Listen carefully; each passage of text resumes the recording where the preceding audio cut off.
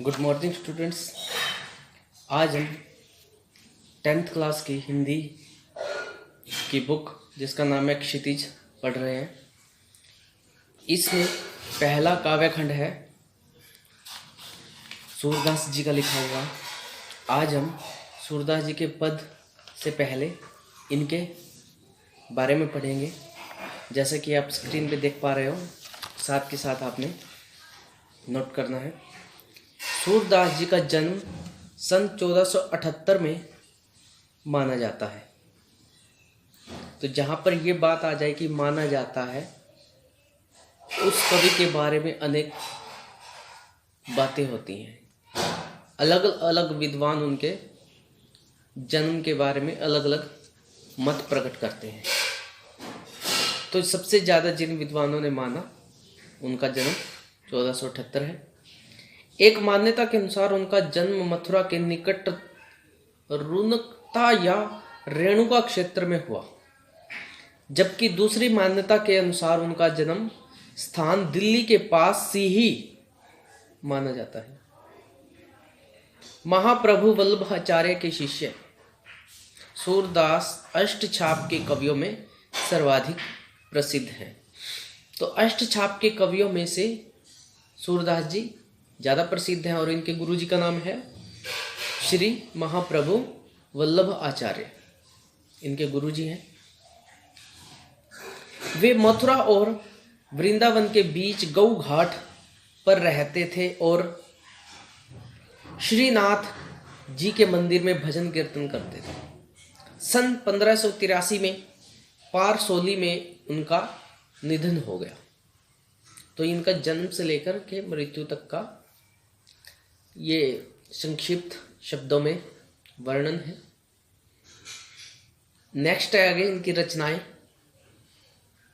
उनके 3 ग्रंथों में सूरसागर, साहित्य लहरी और सूरसार अरावली में सूरसागर ही सर्वाधिक लोकप्रिय हुआ है।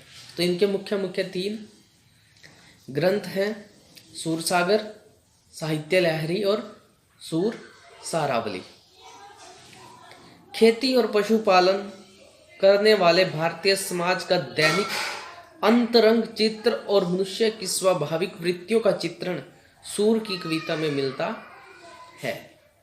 तो इस पंक्ति का अर्थ है कि मनुष्यों की जो दिनचर्या थी और उनका आजीविका का जो साधन था, यथार्थ दृश्य को ही अंकित किया इन्होंने अपने साहित्य में कि मनुष्य जीवन यापन करने के लिए खेती करते हैं, पशु पालते हैं और उनका जो स्वाभाविक वृत्तियां हैं, उनका जो चरित्र है, सब इन्होंने अपने काव्य में लिखा है।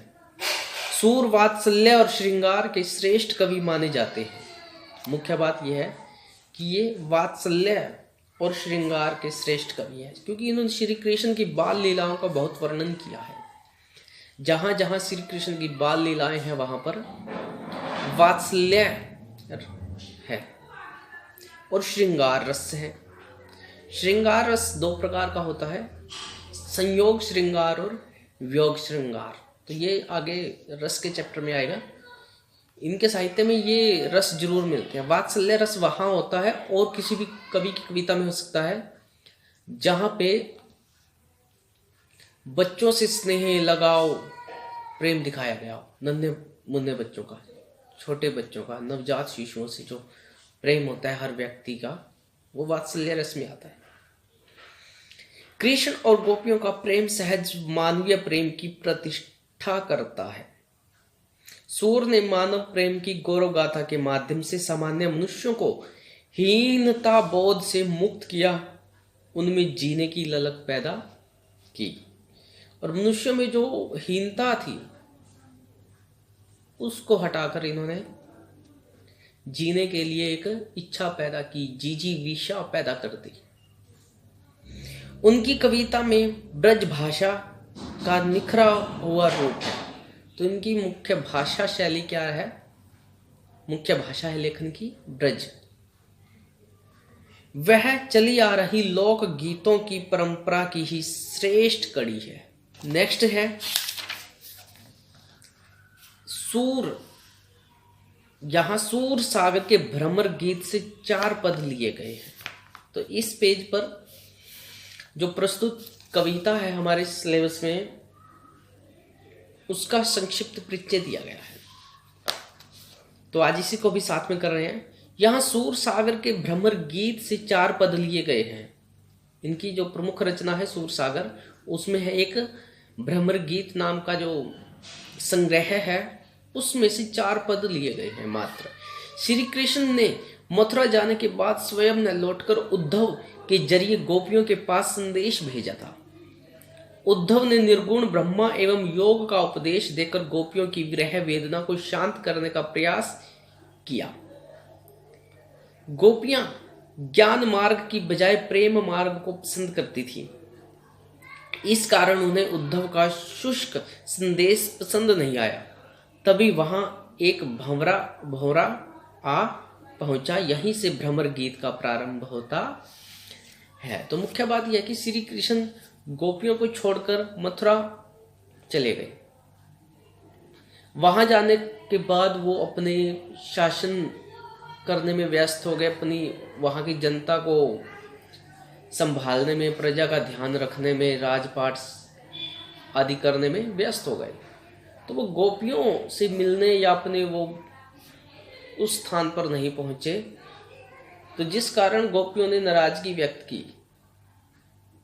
तो श्री कृष्ण ने अपने संदेश को उद्धव नामक व्यक्ति के द्वारा गोपियों के पास भेजा। श्री कृष्ण ने संदेश में कहा कि गोपियां श्री कृष्ण को याद करने की बजाय योग साधना में लीन हो जाए, वो प्रभु को याद करें। लेकिन गोपियों ने उद्धव के इस संदेश को स्वीकार करने की बजाय उद्धव को जो शब्द कहे वो हमारे इस पद्यखंड में है। और उन्हें हम पढ़ेंगे आगे। तो वहां पर एक भंवरा आ जाता है, तो यहां से भ्रमर गीत शुरू होता है। तो एक आक्षेप लगाया गया है गोपियों के द्वारा उद्धव पर, ताना कसा गया है कि श्री कृष्ण तो बड़े विद्वान हैं कि गोपियों के लिए योग साधना की बात कह रहे हैं। तो ये बात थोड़ी अनुचित ठहराई गई है गोपियों के द्वारा। तो यहां से आगे है, गोपियों ने भ्रमर के बहाने उद्धव पर व्यंग्य बाण छोड़े। पहले पद में गोपियों की यह शिकायत वाजिब लगती है। वाजिब मतलब उपयुक्त या उचित लगती है, सही ठीक लगती है कि यदि उद्धव कभी स्नेह के धागे से बंधे होते तो वे विरह की वेदना को अनुभूत अवश्य करते मतलब अनुभव करते, उन्हें आभास होता, महसूस हो जाता। दूसरे पद में गोपियों की यह स्वीकारोक्ति कि उनके मन की अभिलाषाएं मन में ही रह गई हैं, श्री कृष्ण के प्रति उनके प्रेम की गहराई को अभिव्यक्त करती है। तीसरे पद में वे उद्धव की योग साधना को कड़वी ककड़ी जैसा बताकर अपने एक निष्ठ प्रेम में दृढ़ विश्वास प्रकट करती हैं। चौथे पद में उद्धव को ताना मारती हैं कि श्री कृष्ण ने अब राजनीति पढ़ ली है। अंत में गोपियों द्वारा उद्धव को राजधर्म, प्रजा का धर्म, प्रजा का हित याद दिलाया जाना सूरदास की लोक धर्मिता को दर्शाता है। तो इसमें हम आज ये पढ़ रहे हैं कि इस काव्य खंड में क्या विशेष बात है, वो हम यहाँ पढ़ चुके हैं। तो हम नेक्स्ट वीडियो में इस काव्य खंड का सरलार्थ करेंगे और उसके बाद इसके प्रश्न उत्तर होंगे।